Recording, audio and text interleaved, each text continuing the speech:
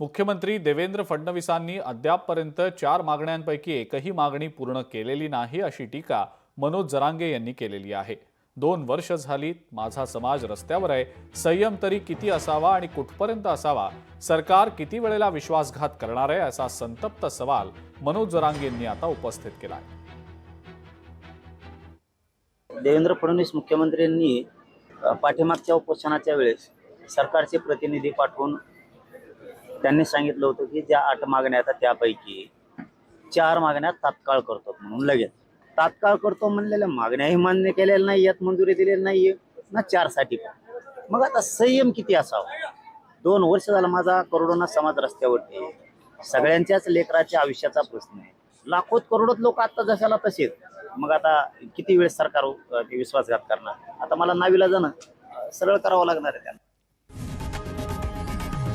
लोकशाही मराठी ऐका, पहा, जागरूक रहा।